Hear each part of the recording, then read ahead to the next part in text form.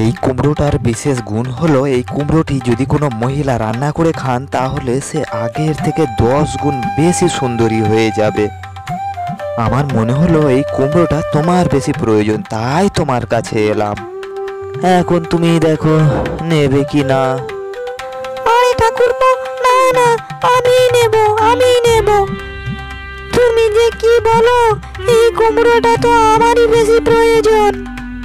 এই জাদু কুমড়োর বদলে তুমি যা দাম চাও আমি তাই দেব।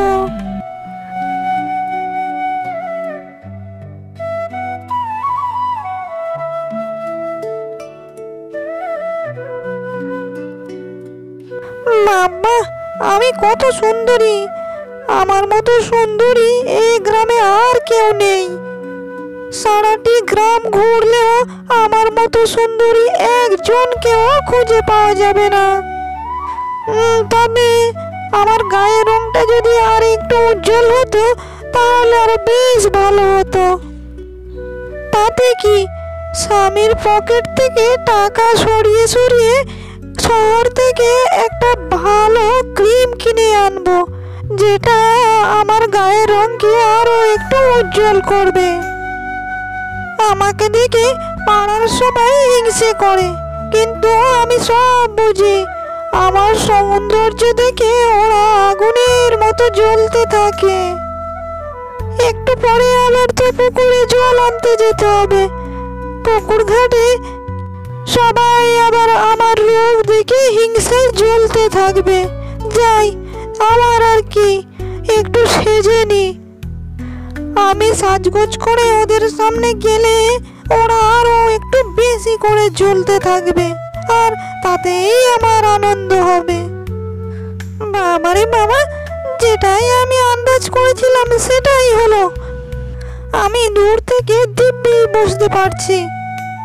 ঘাটে বসে দুইজন মহিলা আমাকে নিয়ে কি যেন আলোচনা করছে। বোধহয় আমার রূপের সৌন্দর্যে ওরা জ্বলে যাচ্ছে।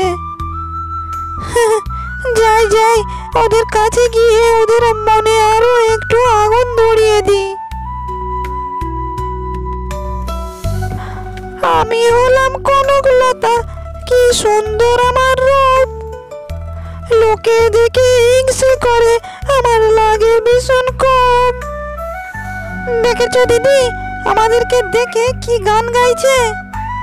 নিজের রূপ নিয়ে খুব অহংকারী, মনে করে সে যে খুব সুন্দরী। তাই তো দেখতে পাচ্ছি কি রূপের অহংকার। বাবারে বাবা, মনে হচ্ছে সেই জগতের সব থেকে বেশি সুন্দরী। কি গো দিদিরা, আমার গানটি কি তোমাদের ভালো লাগেনি?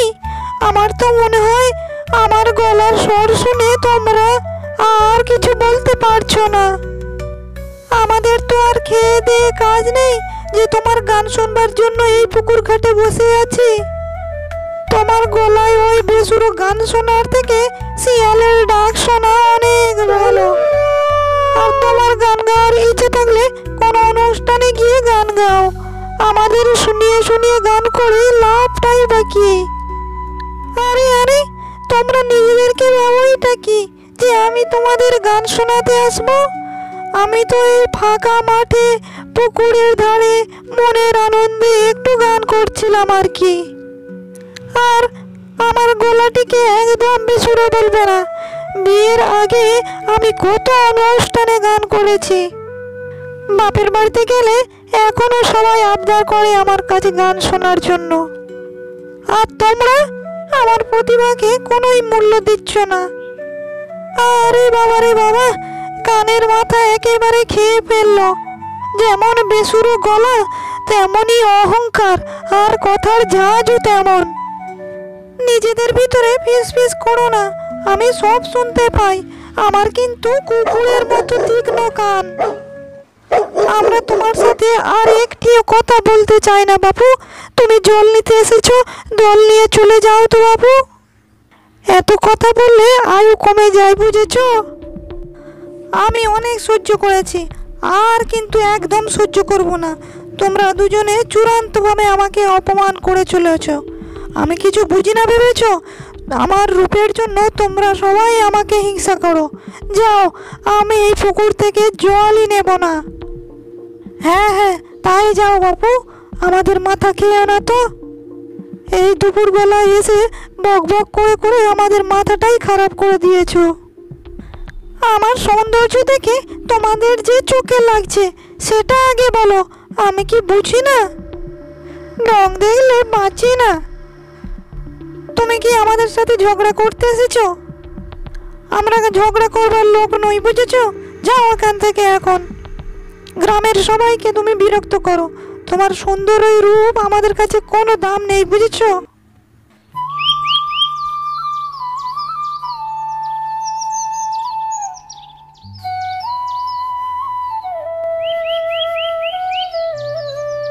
এটা আমাকে কি খেতে দিয়েছো গিন্নি? এটা শুধু তো পান্তা ভাত, পেঁয়াজ আর কাঁচা লঙ্কা। তুমি কি রান্না করতে জানো না নাকি? সারাদিন কাজকর্ম করে খাটাখাটুনি করে এসে আমার কপালে শেষ পর্যন্ত এই পান্তা ভাতই জুটছে। এখনই আমার জন্য অন্য কিছু রান্না করে নিয়ে এসো, আমি এই পান্তা ভাত খেতে পারবো না। এগুলো যদি খেতে না পারো তাহলে উঠে যাও, তোমাকে আর খেতে হবে না। আমি রান্না করিনি, আমিও পান্তা ভাত খেয়েছি আর তোমার জন্য পান্তা ভাত রেখেছি। এত খাই খাই ভালো নয়, আর তবুও যদি না খেতে পারো তাহলে একটা কাজের লোক রেখে দাও। আমি রান্না করে তোমাকে খাওয়াতে পারবো না। একদম মাথা গরম করাবে না গিন্নি। আমি কি রোজগার করি না? প্রতিদিন তো নিয়ম মাফিক বাজার করে আনছি, তাহলে কেন তুমি রান্না করবে না? আমাকে কেন পান্তা ভাত খেয়ে থাকতে হবে? আর কাজের লোকের কথা বলছো? কাজের লোকই যদি রাখতে হয় তাহলে আমি তোমাকে বিয়ে করে এনেছি কেন? ও আচ্ছা, তুমি আমাকে কাজের লোক হিসেবে বিয়ে করে এনেছো। এতদিন তো তোমার কপালে পান্তা ভাত জুটেছে, এবার থেকে তাও জুটবে না। আমি নাকি কাজের লোক? কত বড় সাহস! আর এই খাবারগুলো আমি নিয়ে নিচ্ছি, তোমাকে আর খেতেই হবে না। চলে যাও এখন এখান থেকে। আচ্ছা ঠিক আছে, আমিও এখন থেকে আর ঘরে খাবো না, আমি বাইরে হোটেলে খেয়ে নেব। তোমার পান্তা ভাত তুমিই খাও।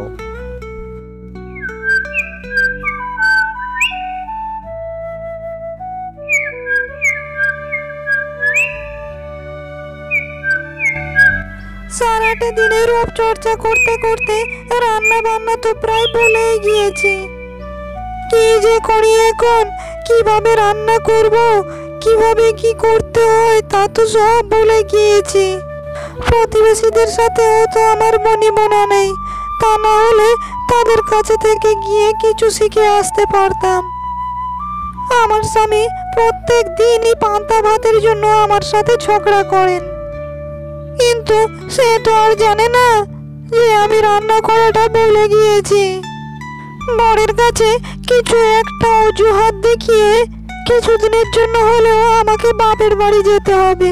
বাপের বাড়ি গিয়ে রান্না বান্না কিছু শিখে আসতে হবে, তা না হলে প্রতিদিন এই যে ঝগড়া আর ভালো লাগে না।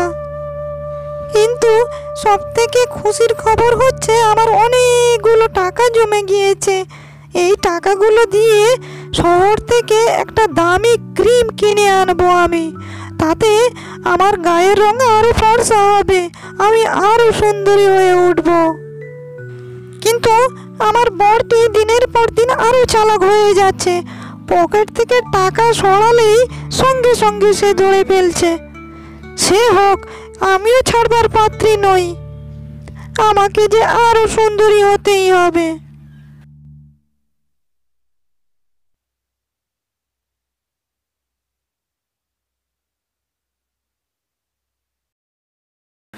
গিন্নি, তুমি আবার আমার পকেট থেকে টাকা সরিয়েছো।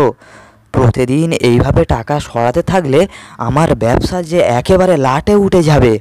আমাকে তো পথে বসতে হবে। এই রে, আজকের তো মাত্র 50 টাকা নিয়েছিলাম, তাও ধরে ফেলেছে। কত চালাক হয়ে গেছে। কিন্তু আমি হার মানব না, যাই হয়ে যাক, আমি স্বীকার করছি না। কি হলো গিন্নি, মুখে কোনো উত্তর নেই কেন? কথা বলো, আমার প্রশ্নের উত্তর দাও, তুমি কেন নিয়েছো পকেট থেকে টাকা? ও, এতক্ষণ ধরে চুপচাপ শুনছিলাম বলে তুমি আমাকে চুরির অপবাদ দিয়ে দিলে। তোমার টাকা তুমি কোথায় হারাও আর ঘরে এসে সেই দোষটা আমার উপরেই দাও? তোমার কত বড় সাহস! আর আমার বয়েই গেছে তোমার টাকায় হাত দিতে। সেই বছর কেনেক আগে তোমাকে বলেছিলাম শহর থেকে একটা ক্রিম কিনে এনে দাও, কিন্তু এখনো সে তোমার দেওয়ার সময় হলো না। বড় বড় কথা বলার আগে মুখটাকে একটু লাগাম দিয়ে কথা বলো, কেমন? তা না হলে কিন্তু আমি বাপের বাড়ি চলে যাব। আমাকে দোষ দেওয়ার আগে নিজের মাথাটা ঠান্ডা করে দেখো, টাকাটা কোথায় রেখেছো, কোথায় নিজে হারিয়েছো। আরে আরে গিন্নি, আমি তো শুধু তোমাকে সন্দেহ করেছিলাম, এই মাত্র, আর অন্য কিছু নয়। তুমিই বা নিতে যাবে কেন? আমি হয়তো টাকাটি কোথাও রেখেছি, তাই এখন খুঁজে পাচ্ছি না।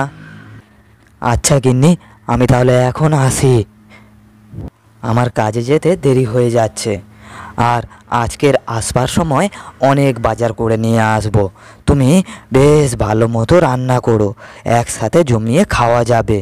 আর গিন্নি, তুমি এত রাগ করো না, তুমি রাগ করলে আমার ভালো লাগে না, আমারও মন খারাপ হয়ে যায়। আচ্ছা আচ্ছা আচ্ছা, ঠিক আছে ঠিক আছে, আমি তোমাকে ক্ষমা করে দিলাম। আর কখনো যদি তুমি আমাকে চোর বলেছো, তাহলে সেদিন তোমার একদিন কি আমার একদিন, বুঝেছো? এখন এখানে আর সংসেজে দাঁড়িয়ে থাকতে হবে না, যাও কাজে যাও।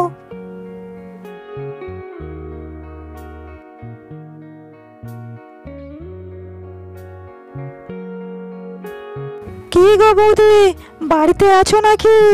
তোমার জন্য একটা ভালো জিনিস এনেছি, তোমার জন্য সুখবর রয়েছে। দেখলেই তুমি আনন্দে লাফাতে থাকবে। কই গো সুন্দরী বৌদি আমার, কোথায় গেলে? বাইরে এসে দেখো তোমার জন্য কি এনেছি। তাড়াতাড়ি বাইরে এসে দেখো তোমার দেওর তোমার জন্য কি এনেছে। ওরে বাবা রে বাবা, কি হয়েছে? এখানে এসে এত চেঁচামেচি করছো কেন? বলো কি হয়েছে? আর কি এমন আমার জন্য এনেছো, দেখি তো বাপু।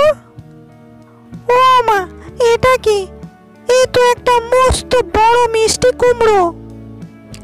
আরে বৌদি, এটা যেমন তেমন মিষ্টি কুমড়ো নয়, এটা হলো একটা অলৌকিক মিষ্টি কুমড়ো। এই কুমড়োর গুণ শুনলে তুমি তো পাগল হয়ে যাবে, আনন্দে লাফাতে থাকবে। তাই নাকি? তা কেমন গুণ শুনি তো দেখি।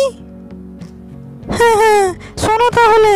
এটা যেমন তেমন মিষ্টি কুমড়ো নয়, এটা হিমালয় পর্বতে হওয়া একটা জাদুই মিষ্টি কুমড়ো। এই কুমড়ো যে খাবে তার রূপ আরো 10 গুণ বেড়ে যাবে। এক সাধু মহারাজ 100 বছর তপস্যা করে এই কুমড়োটি পেয়েছেন। এই কুমড়োটি কোনো মহিলা যদি রান্না করে খায়, তাহলে তার রূপ আরো 10 গুণ বেড়ে যাবে। আমার মনে হলো এই কুমড়োটি তোমারই দরকার সব থেকে বেশি, তাই আমি তোমার কাছে নিয়ে এলাম। এটাকে তুমি নেবে? তুমি যদি নাও তাহলে কোনো সমস্যা নেই, গ্রামে অনেক লোক আছে যারা এটিকে পাওয়ার জন্য পাগল হবে, তাদের কাউকে দিয়ে দেব। আরে তুমি কি বলছোটা কি? এই কুমড়োটি আমিই নেব, আমি এটাকেই চাই। এর যেমন জাদুকরি গুণ আছে, তেমন একে নিতে গেলে ভালো খরচাও আছে। আরে দেওয়াচ্ছি, তুমি একদম চিন্তা করো না, আমার কাছে জমানো অনেক টাকা রয়েছে। তুমি যা চাও দাম তাই পাবে, তোমার কোনো চিন্তা করতে হবে না। তুমি শুধু এই জাদু কুমড়োটিকে আমাকে দিয়ে দাও। আচ্ছা ঠিক আছে ঠিক আছে, তোমার জমানো টাকাগুলি এখন তুমি নিয়ে এসো। আরে বরের পকেট মেরে মেরে কত কষ্ট করে এই টাকাগুলো জমিয়েছিলাম, এখন সবগুলো টাকাই আমাকে দিয়ে দিতে হবে। ইস, আমার বুকের ভিতরটা যেন ফাঁকা করছে। যদি মিষ্টি কুমড়ো কিনে ফেলি, তাহলে শহরের দামি ক্রিম আমি কিনতে পারবো না। আরে আমি কি বোকা? দামি ক্রিমের আমার দরকার কি? মিষ্টি কুমড়োটাই তো কাজ করবে। আমার মাথাটা বোধহয় খারাপ হয়ে গেছে। ক্রিম কেনার কি দরকার, যেখানে মিষ্টি কুমড়োই আমার রূপ আরো 10 গুণ বাড়িয়ে দেবে, আমাকে আরো 10 গুণ সুন্দরী করে দেবে। দেখো দেওরজি, আমি এই টাকাগুলি দেওয়ার আগে তোমাকে একটা কথা বলি। এই কুমড়ো সত্যি সত্যি কাজ করবে তো? আমি অনেক কষ্ট করে এই টাকাগুলো জমিয়েছিলাম, সেইগুলো সব তোমাকেই দিয়ে দিচ্ছি। আরে বৌদি, কাজ করবে মানে? একেবারে দৌড়াবে, দৌড়াবে আর দৌড়াবে। তুমি শুধু একবারই খেয়ে দেখো এই কুমড়ো, তোমার রূপ আরো 10 গুণ বেড়ে যাবে, তুমি আরো বেশি সুন্দরী হয়ে উঠবে। আচ্ছা ভাই, ঠিক আছে ঠিক আছে, তোমাকে আমি বিশ্বাস করলাম। আর একটা কথা, হ্যাঁ, আমার স্বামীকে এসব ব্যাপারে তুমি কিছু বলতে যেও না। আরে না না বৌদি, তুমি একদম নিশ্চিন্তে থাকো, আমার বয়েই গেছে দাদাকে কিছু বলার।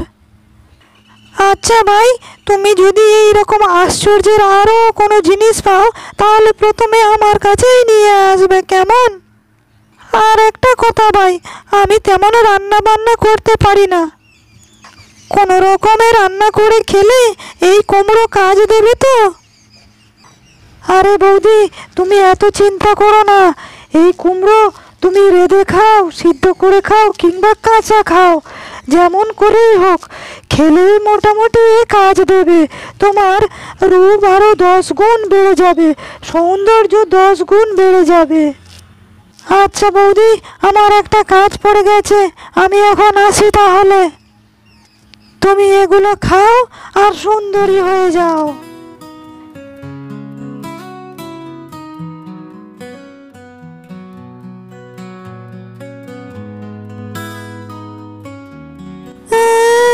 এমনিতে মিষ্টি কুমড়ো খেতে আমার অ্যালার্জি হতো, সেই জন্য আমি কখনো মিষ্টি কুমড়ো খাইনি। কিন্তু আজ মিষ্টি কুমড়ো খাবো, আবার অ্যালার্জি বেরোবে না তো? কিন্তু এটা তো জাদুর মিষ্টি কুমড়ো, এতে অ্যালার্জি হওয়ার কোনো সম্ভাবনাই নেই। একসাথে আমি সবটাই রান্না করেছি, একসাথে আমি সব পুরোটাই খেয়ে ফেলবো। খেয়ে দিয়ে আমি 10 গুণ বেশি সুন্দরী হয়ে যাব। তারপরে আমাকে ধরে কে, আমি এই পৃথিবীর সব থেকে সুন্দরী হয়ে যাব। আমি কাউকে আর পাত্তাই দেব না।